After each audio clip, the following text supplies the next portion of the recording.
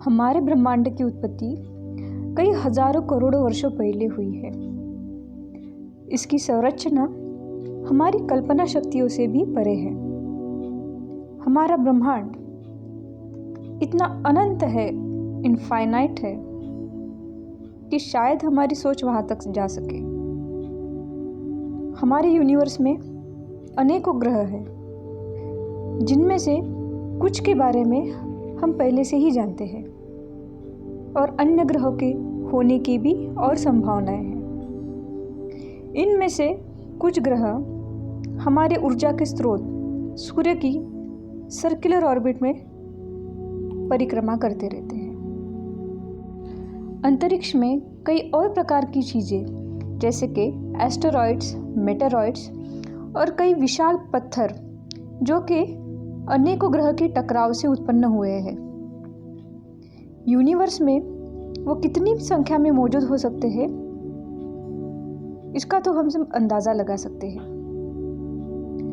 हो सकता है शायद दूसरे प्लैनेट्स पर, दूसरे ग्रहों पर हमसे ज़्यादा विकसित शक्तियाँ भी पाई जाती हो, जैसे कि एलियंस है।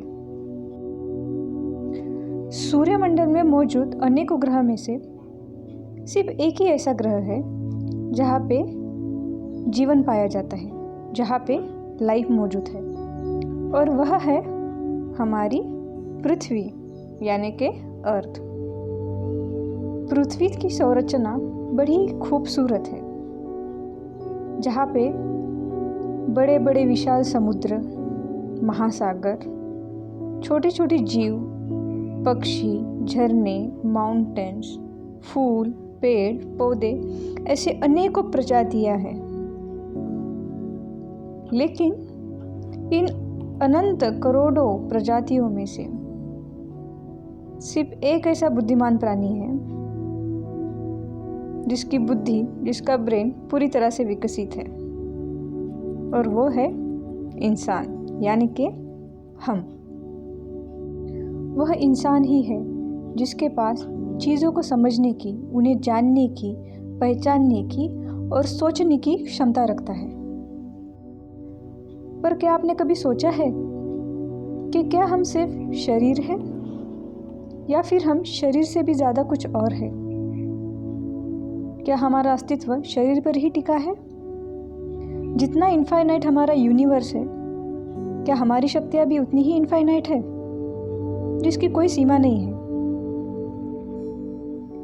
यह जर्नी आपको सिखाएगी कि कैसे यह समय सिर्फ चीज़ों को जानने का नहीं है, बल्कि इस ज्ञान को हमारी वास्तविकता में बदलने का है।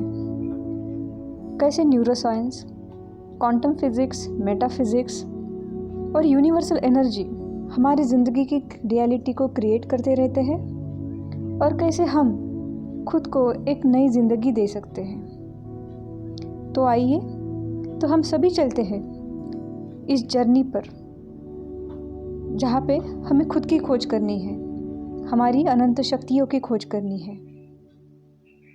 हमारी जर्नी शक्ति के साथ।